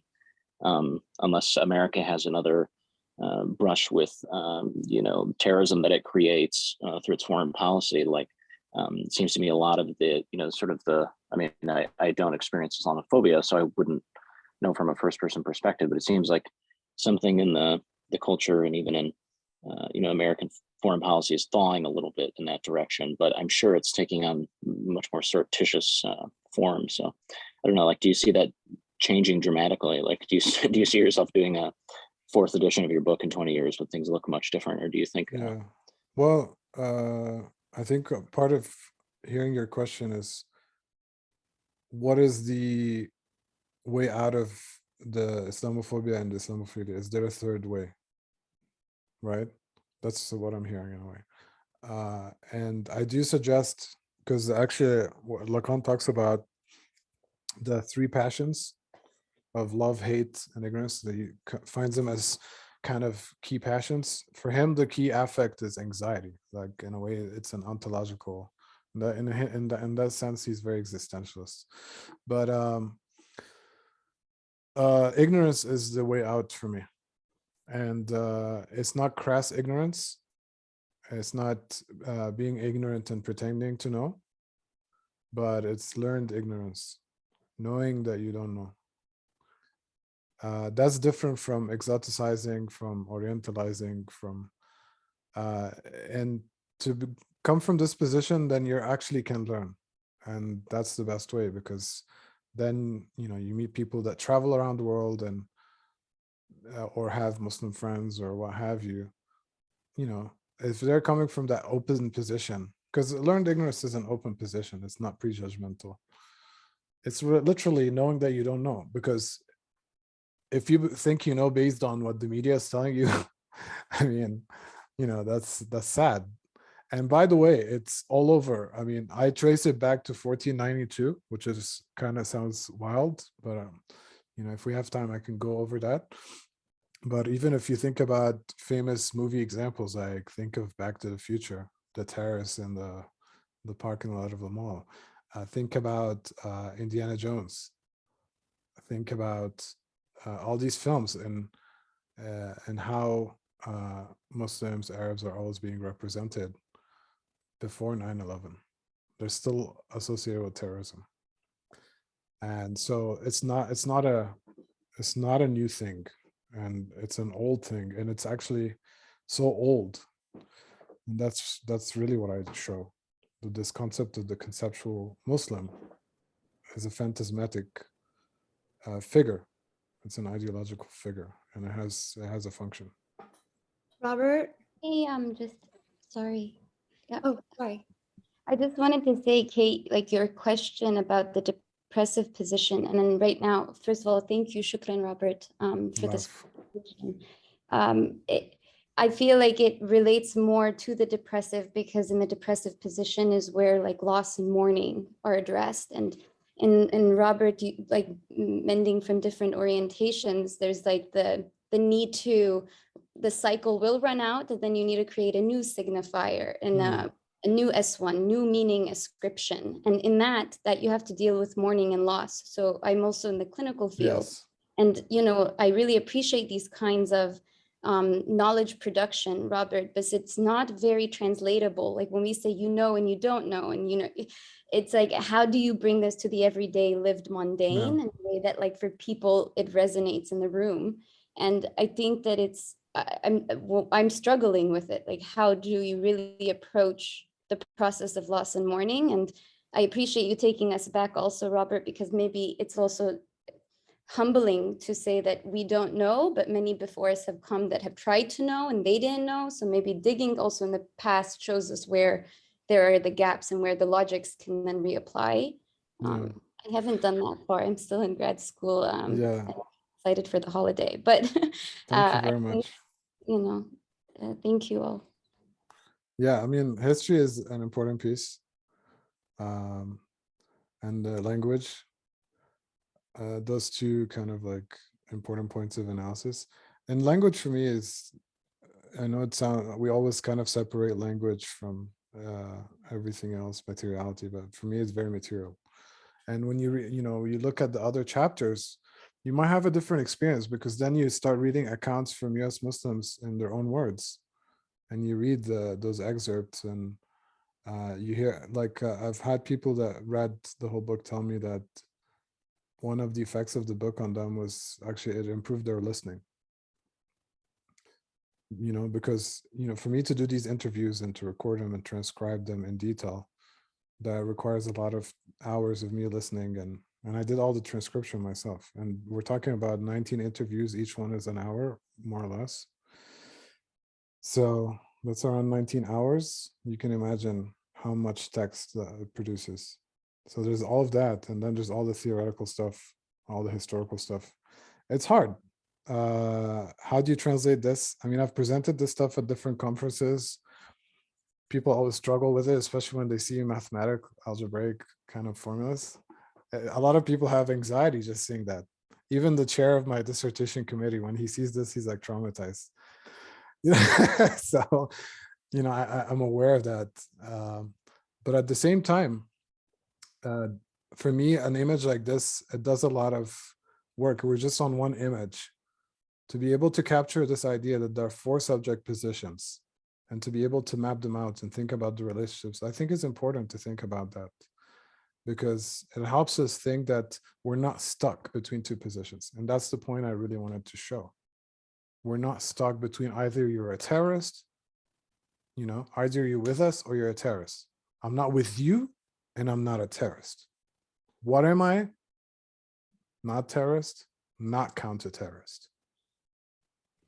The problem, of course, is that former logic is already going to and overdetermine what it means to say I'm not a terrorist, nor I'm not a terrorist and I'm not a counter-terrorist. I mean, the trick is to get these other subject positions, give them what's the word? I don't know what the word is, but like that they have purchase or something in the discourse. Because if they don't, then they're just already determined by the binary that the discourse is already set up. Yeah, and that's why I explore these other discourses, and then you hear, the U.S. Muslim voices coming to the fore, and you read that, so that's obviously important. But I think it was, helpful to think about those negative positions and positivizing them. Yeah, and to reject the discourse. This is a way of rejecting the discourse. It's still connected to it because of the language. But ultimately, when you create new S1s, and that's what happens at the end of all of this, right? You create a new language, you create a new ideology, and then you repeat.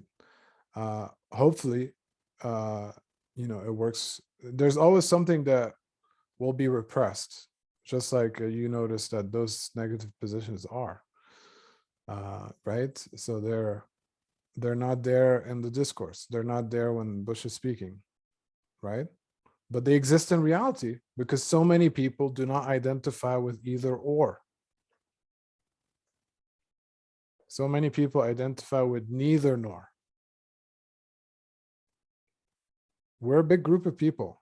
Actually, I think we're the majority of the world. And yet we have to talk about ourselves in the negative because of how dominant that ideology is. So I don't know how we're doing in terms of time. So Glenn, you let me know. Well, it's about 5 after. I think it's somewhat related question here is that in one of the texts, I saw that you you crossed out 4 every time and wrote 5. Okay, did you have you talked about that here without using that actual language? Well, Fifth. yeah, I mean, the capitalist discourse is kind of a repressed discourse because I'm not talking about it, but it's the one that's informing everything.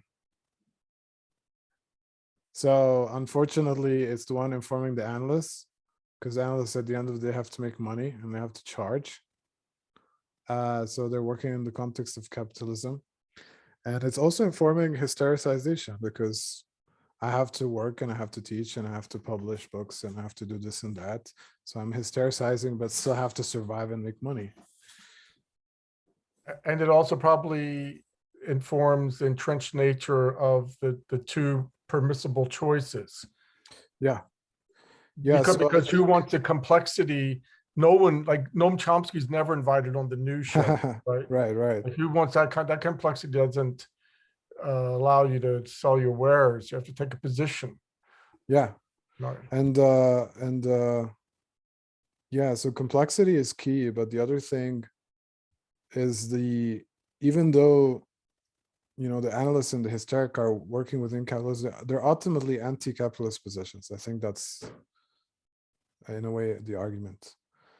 And that's the problem. And for this reason, they tend to be the repressed positions and they tend to be the repressed discourses. Robert, I'm curious how your work's been received in like the so-called, well, it's just like liberal academia.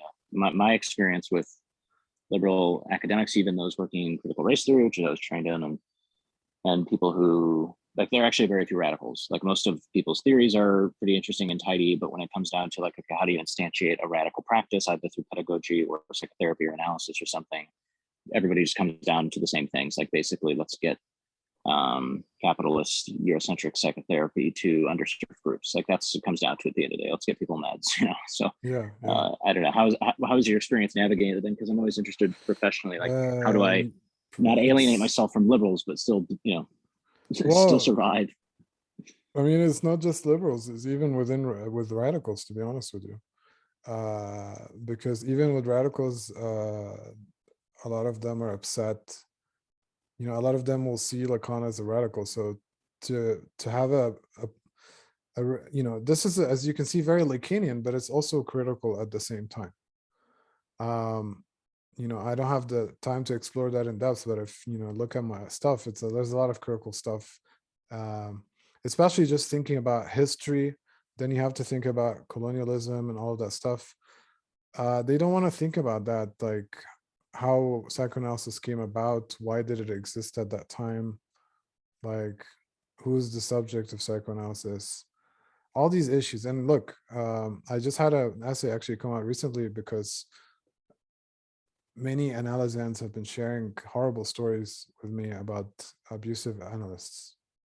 Okay, so there's a lot of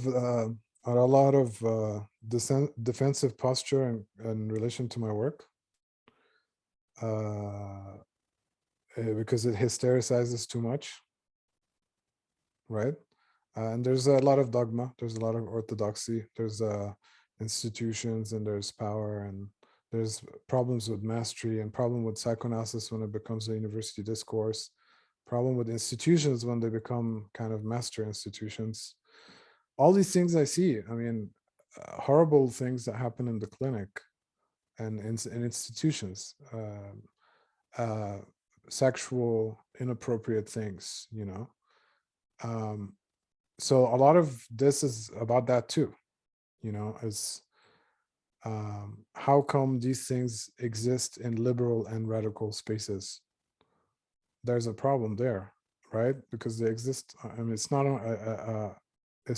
an exclusively conservative problem.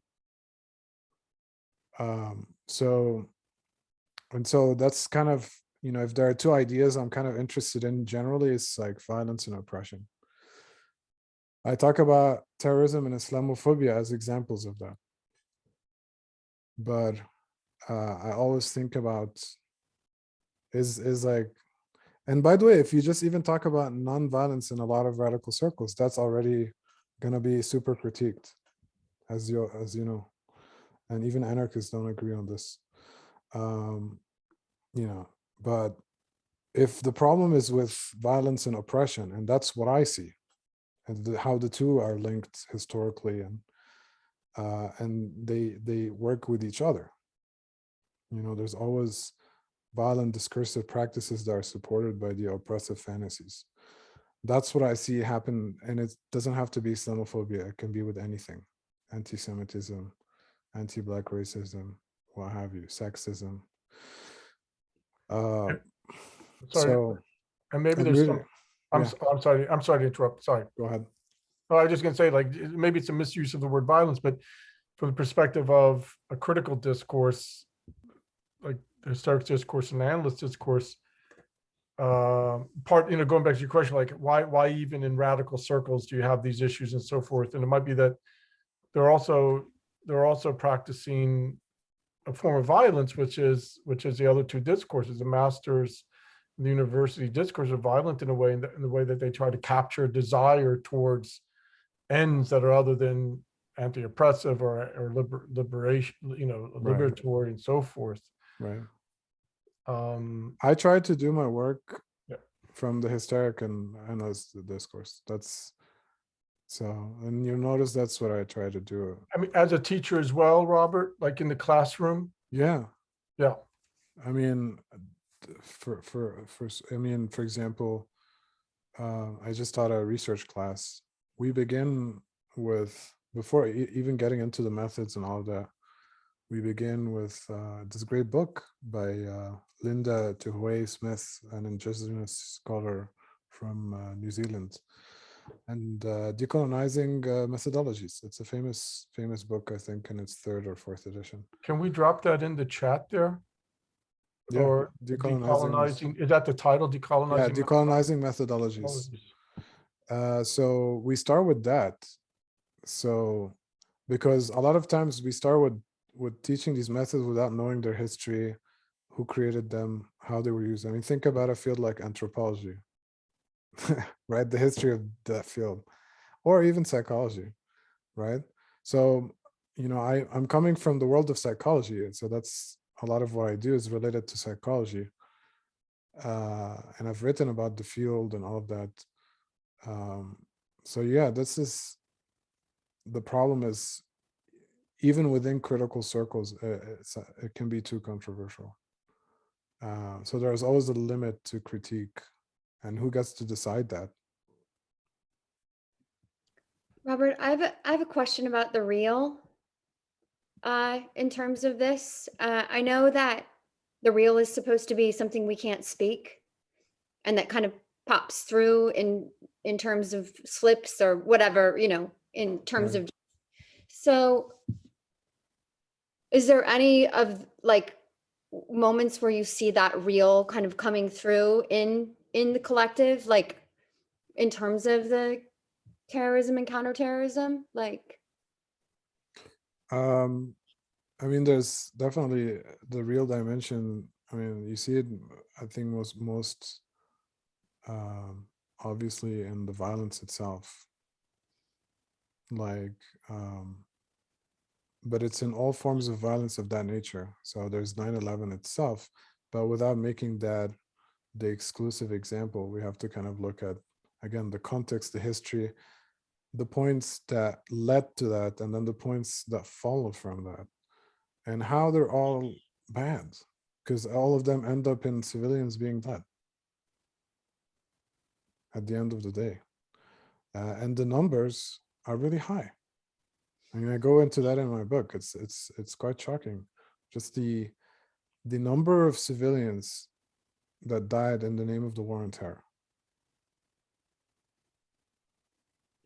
I wonder if in another, like from another kind of another way where the real slips in or how did you put it, Kate? Like we're kind of, reveals itself or something, is the fact that we don't permit young white male acts of terror to be terrorism in our discourse. So we're admitting all of what you just said, like in a sense. Like no, that's not. We don't call colonization terrorism, Right. We don't call it genocide, terrorism of indigenous We people. don't call like a white slavery. male going into a movie theater shooting everyone up Right. terrorism. We don't call slavery terrorism. Yeah. What is slavery? So these are actually points where you could say that maybe the real is appearing, the real of the nature of that discourse as really being related to this historical relationship with So if to answer your question in a very concrete way, I think it has to do with a very specific form of enjoyment, which I call mythical enjoyment. And in this form of enjoyment, there's this enjoyment of violence and oppression. That's really what's going on. Whether you are participating or you're just an observer in the culture, you know, it's whether it's in the video games, whether it's whatever it is, there's just like that enjoyment of, and so drawing on Walter Benjamin's work in the critique of violence, I conceive of a different form of enjoyment, which I situate at the bottom of this graph. You can see it. Divine violence. He talks about mythical violence and divine violence. For him, mythical violence tends to be associated with the state. You know, he was an anarchist, and so he thought of divine violence as anarchic, but also divine in relation to what God wills. So he was also a Jewish mystic. So, so the state, in a way, you know, is kind of artificial for him.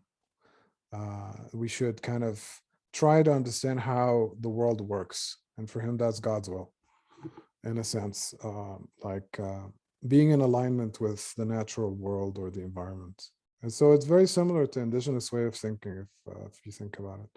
And so, you know, it's not like that world doesn't have violence, because, you know, there's, you know, eating for survival, all of that, it exists, but it doesn't have the kind of systematic violence that's extremely destructive from the kind of culture and society or civilization that we have, where it's all about the destruction of life and the environment and all of that. And we try to find all of these solutions, but the problem is that's how the system is designed to work, right? And so this notion of divine jouissance or divine enjoyment is in a way related to the sacred, and you can think of that as nature or the environment, or God, you know.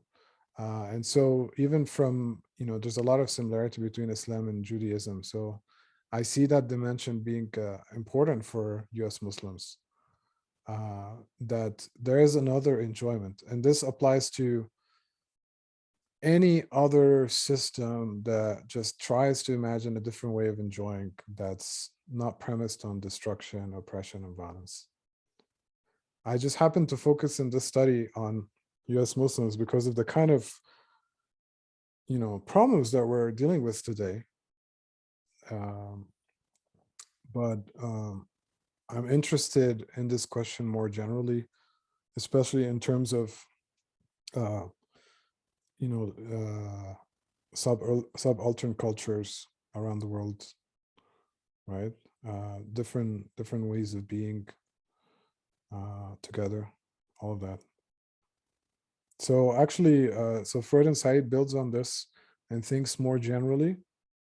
And then I'm currently working on 2 books. And so there's a 3rd part for this. It's supposed to be a trilogy, but I won't be able to work on it until 2023. But it will explore basically it's a political question of, will there ever exist a society that does not need psychoanalysis? It didn't. So Ian Parker recently did Right. something. Yeah, so he has a Psychoanalysis and Revolution. Yes, and John invited him into his anti-therapy group. It was really fascinating conversation. But he mentioned he's a friend of mine. Oh, yeah. So he said something. I don't he know. wanted me to translate that book, but I couldn't do it because I have so many things. Psychoanalysis and Revolution. Yeah. He wanted me to translate it to Arabic, but I give it to a friend of mine, and he did translate it. And the translation came out before the English version, which is pretty cool, actually. So which is which, right? he said, or maybe John can correct me, or Robbie, I'm sure you can correct me, like either Ian himself said, or he said that Lacan said that without capitalism, like after capitalism, you don't need psychoanalysis. It's a discourse that arises along with capitalism. Yeah, I think part of what I've been kind of looking at recently is thinking about, modern subjectivity, the kind of subjectivity that psychoanalysis is interested in, that it theorizes, that it tries to treat. That specific subjectivity can be traced back to Descartes, at least. And the psychoanalysts write about that, including Lacan. And so it's a kind of subjectivity that pretends as if colonization didn't take place, and as if colonization didn't allow for people in the global north to live comfortable lives while extracting resources in other parts of the world, etc. So I'm interested in this silence of that history in psychoanalytic discourse, and what is the function of that. So I think that maybe there's a kind of guilt and repression of the horrible things that Europeans did, and psychoanalysis in a way is dealing with that, but not in a direct way, but like how that's affecting the body, and of course how it's affecting the families and all the trauma and the society, all those things. But I think what interests me too, and this is important to say, and Edward Said talks about this, Freud being Jewish in an anti-Semitic milieu also gives us a radical potential, in the sense that on the one hand, there's his assimilation, trying to fit in and be accepted as European or Austrian. That kind of logic exists within psychoanalysis itself. That's the part that I'm always trying to question. There's this other part where psychoanalysis is kind of a critique of European subjectivity, coming from, let's say, a Semitic angle, or that's more interesting for me. Even though he was secular atheist, but still culturally he had a different perspective on things, and that's important to think about.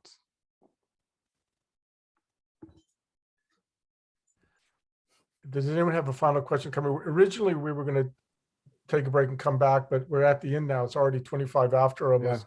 So I covered half, but it's okay. Yeah, I like to suggest that you promise you'll come back someday, Robin. The break will be between this seminar and the next one. I don't know if anyone, Kate or John, yeah, or I'm happy. Is it Razan or Razan? I love the question so far. So. Yeah, if you have any final questions, go for it. Kate? Yeah, this was wonderful. Thank you, Robert. I appreciate all the work you're doing. And thank you for being here. Yeah, thank all of you so much for coming. Really so rich. Gonna keep me I'm gonna be up all night thinking about all this. And I think you're right, Rob. It goes way beyond just the specific application that you've applied in this particular book. I mean, you're onto something here that applies endlessly. Like we're going to find a new. That's what I'm hoping, is to see people use this in different ways. Yeah. So that's the idea. Okay, so let's get off. It's late. We really appreciate it. You're going to promise to come back, right? Oh, I want to get this on record that you're going to I promise. Okay. Yeah, it was great. Thank you. Thank all of you. Bye, Kate. Hope you come around again, Kate. Appreciate it. Bye-bye. Bye. Bye, Robert. All right, thank you. Thank you.